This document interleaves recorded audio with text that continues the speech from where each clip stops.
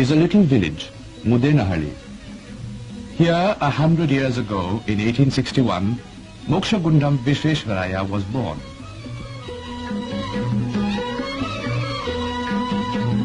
Visvesvaraya came of a poor family.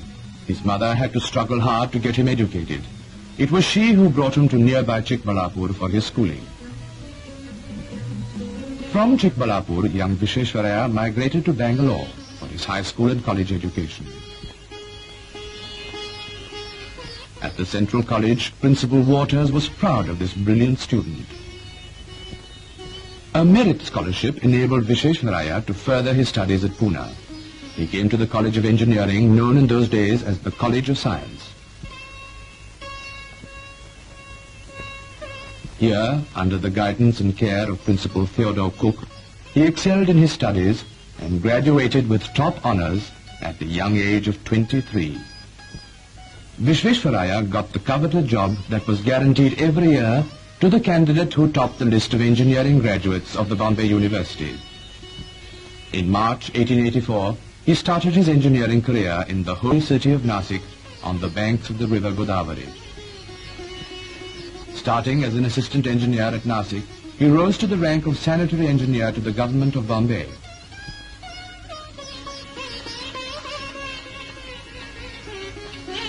Many and distinguished were the services he rendered during this period. One of his lasting contributions to the state was the block system of irrigation, which he developed in the Neera Canal area of the Pune district. The object of the system was to distribute the benefits of irrigation over a large number of villages. His passion for statistics and for the intelligent use of these facts and figures were evident in the way he worked out the scheme. One of his engineering achievements was connected with the Lake Fife at Khadakwasla. The storage of this lake was insufficient to meet the needs of the Mutha Canal, which supplied water to Pune. The reservoir overflowed every year above the surplus weir. The problem was to increase the storage capacity without raising the dam. Visvesvaraya had the answer. He devised a system of automatic gates which did the trick. These gates have stood the test of time and have been copied in other places too. He took out a patent for the gates, but he refused to ask for or accept any royalty from the government. He always believed in work properly blended with recreation. The result was the Deccan Club, which flourishes to this day. In this good work, he had the blessings and cooperation of such eminent personalities as Mahadev Govind Ranade and Gopal Krishna Gokhale. The year 1909 brought Visvesvaraya to Hyderabad. The Nizam's government secured his services for an important assignment. On the 28th of September 1908, the river Musi, which passes through the city of Hyderabad, was in floods and ravaged the city. In one area alone, known as Kolsawadi, more than 2,000 people were drowned or washed away. Hundreds of buildings were swept away. The state government wanted Visvesvaraya to examine the damage done and to suggest measures to prevent a recurrence of such a catastrophe. After making a survey, he recommended the construction of 2 reservoir dams above the city, one across the river Musi and the other across its tributary, the Isi.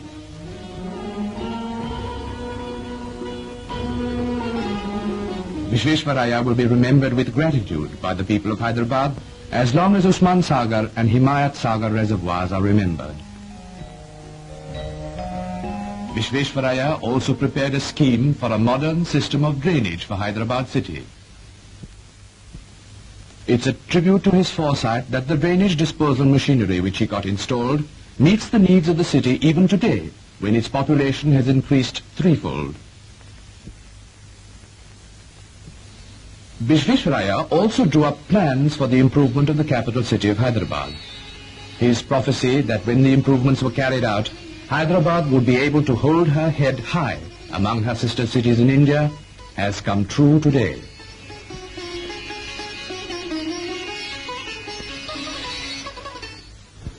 In the same year, 1909, he received a call from the land of his birth, Mysore. The Maharaja of Mysore offered Visvesvaraya the job of chief engineer of the state. One of his greatest achievements as chief engineer was the planning and construction of Krishnaraj Sagar Dam across the river Kaveri. Completed in the year 1912, it was the largest reservoir ever built in India up to that time. If one can only place oneself in that epoch, one can judge what a colossal achievement it was in the context of the times. The estimated cost of the project was over 23 million rupees. Such a large amount the state had never spent before on any single project. Referring to this multi-purpose dam, Gandhiji once said, "Krishnaraj Sagar alone, one of the largest of its kind in the world, would perpetuate the name of Sir Visvesvaraya."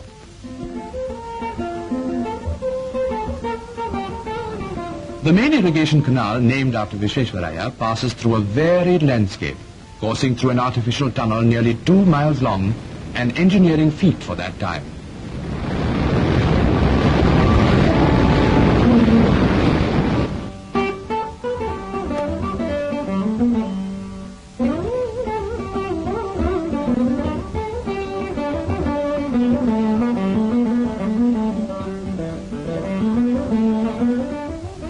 The canal has brought prosperity to land which was once barren. It has led to the extensive cultivation of sugarcane, which has made possible a flourishing sugar industry in the state. The sugar factory in Mandya is one of the largest of that class of factories in India.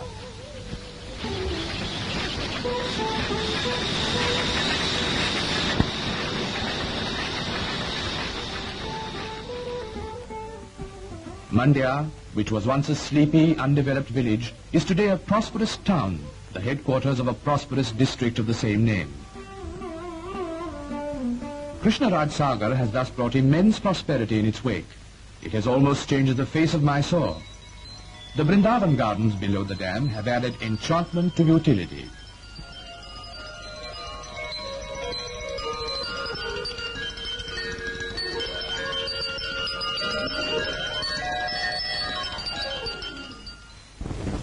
An enlightened and appreciative Maharaja elevated Visvesvaraya to the position of the Diwan of the state in 1912.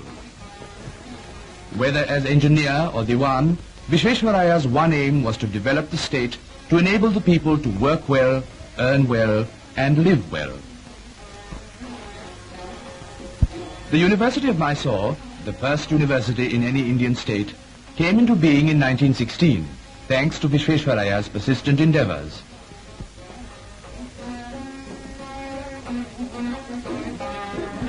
He also founded the Kannada Literary Academy.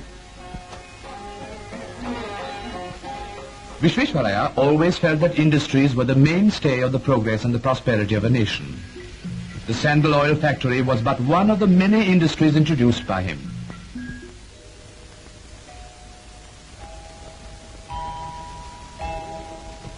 Schemes for a host of other industries like soap, metalworks, chrome tanning and sericulture were developed through the Economic Conference, a planning commission for the state which Visvesvaraya formulated.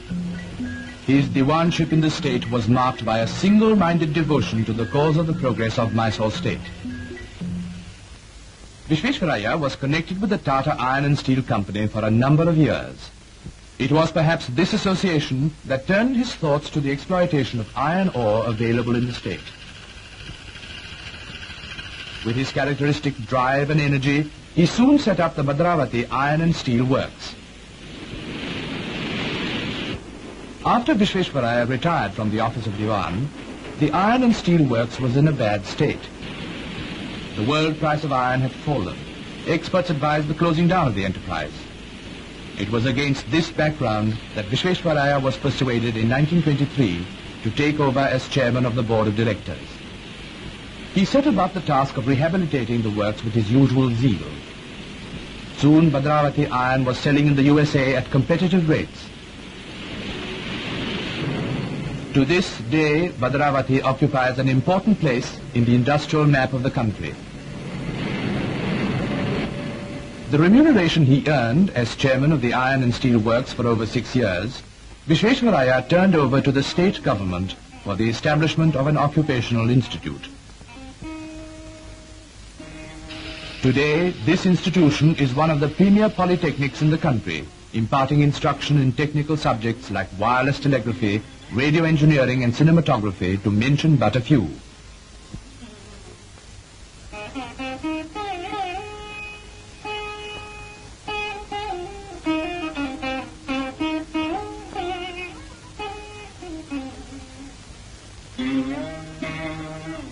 Visvesvaraya's passion for advancing education at all levels knew no bounds.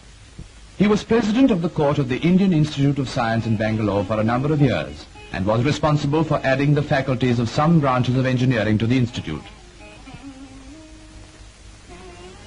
Even when he was past the biblical span of 80 years and 10, what he sought was not a rest cure, but an action cure.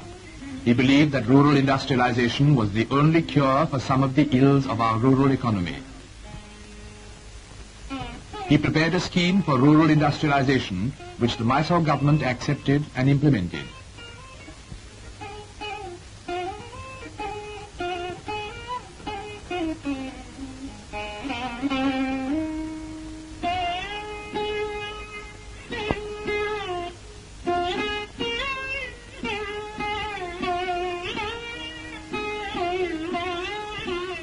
Over the years, he gave practical schemes or advice for the water supply of many towns in India.